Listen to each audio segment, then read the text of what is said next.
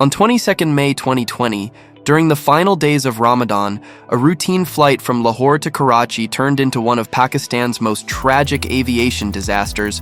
Pakistan International Airlines Flight PK-8303 departed Lahore at around 1:05 p.m., carrying 91 passengers and 8 crew members.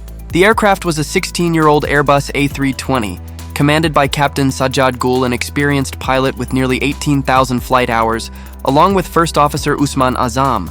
The weather was clear, the aircraft was technically sound, and nothing suggested that this short 1 hour and 45-minute journey would soon become a nightmare. As the plane climbed smoothly to its cruising altitude of 34,000 feet, the pilot switched on autopilot, and the flight appeared completely normal, about halfway through the journey. The aircraft approached Nawabshah, where control of the flight was handed over to Karachi Air Traffic Control.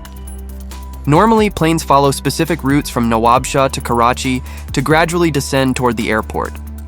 Initially, Flight PK-8303 was assigned a longer route that would allow the aircraft to slowly reduce its altitude before landing. However, the captain requested a shortcut route directly toward Makli, a waypoint closer to Karachi because air traffic was very light during the COVID-19 lockdown. The controller approved the request, but here a critical mistake occurred.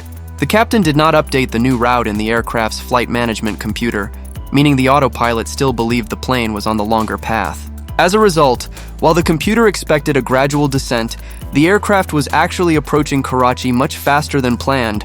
By the time the plane reached Makli, it was still flying at about 10,000 feet, when it should have already descended to 7,000 feet or lower. The Karachi controller noticed this on radar and warned the pilots that their altitude was too high, suggesting they make a holding circle to safely reduce speed and height, but the captain confidently replied that he could still manage the landing.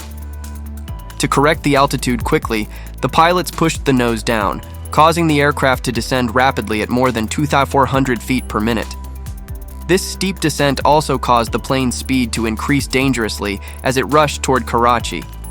Within minutes, the aircraft was only 21 kilometers from the runway, yet it was still flying far higher and faster than normal landing procedures allow.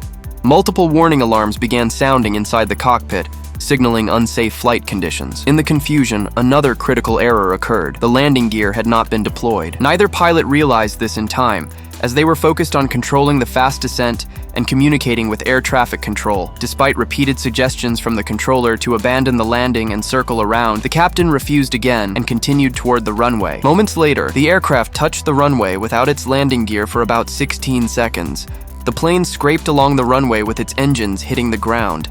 The friction severely damaged both engines and caused oil to leak out. Realizing something had gone terribly wrong, the pilots quickly attempted a go-around, pushing the aircraft back into the air for another landing attempt. However, the damage had already been done. One engine soon failed, and the second engine began losing power because of the oil leak caused by the earlier scraping. Now the situation became desperate. The aircraft climbed back to about 3,000 feet, but it was now flying with failing engines and rapidly losing power. Air traffic control cleared the aircraft to land on any runway, but within moments, the second engine also shut down completely. The Airbus A320 was now essentially gliding with no engine power. The captain attempted to line up with the runway one last time, but the aircraft was losing altitude too quickly. When the plane descended to about 600 feet, it became clear that the runway could no longer be reached. In those final seconds, the captain transmitted a desperate distress call. Just moments later, the powerless aircraft crashed into the crowded model colony area, only about 1.3 kilometers from Karachi Airport. A massive explosion followed as the plane struck houses, sending thick black smoke rising into the sky and shaking the surrounding neighborhood. Out of the 99 people on board, only 2 passengers miraculously survived while many others lost their lives. One person on the ground also died as the aircraft crashed into residential homes. Emergency services rushed to the scene, but rescue efforts were extremely difficult due to the narrow streets and dense buildings of the area.